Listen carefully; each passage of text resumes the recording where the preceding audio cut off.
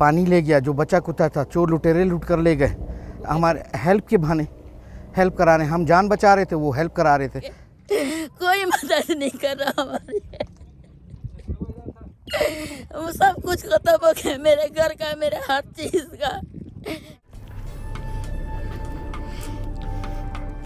मैं इस वक्त कोयटा में मौजूद हूं, जो कि बलूचिस्तान का प्रोविंशियल कैपिटल है।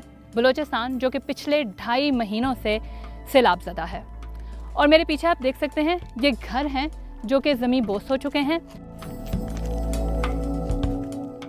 ये वो रास्ता है पानी का जहाँ से ये पानी गुजरा, और इसके करीब बने ये जो घर थे वो तमाम के तमाम ज़मीन बोस हो चुके। सिर्फ एक सिंगल कतार में ही 26 घर थे जो कि ज़मीन बोस हुए हैं। जो बच गए हैं उनका स्ट्रक्चर ऐसा बचा है कि वो अब रहने के काबिल ही नहीं रहे।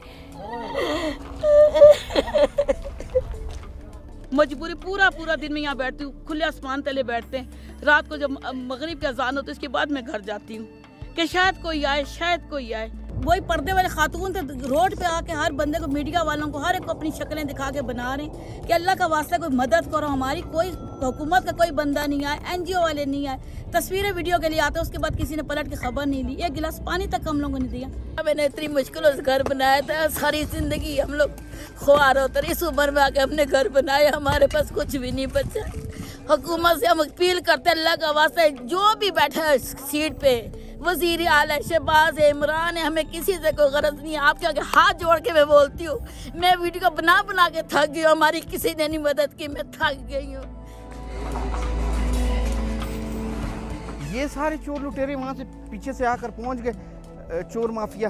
अब हम अपनी परेशानी में थे, जब जान का गम होता है तो फिर माल का गम नहीं होता।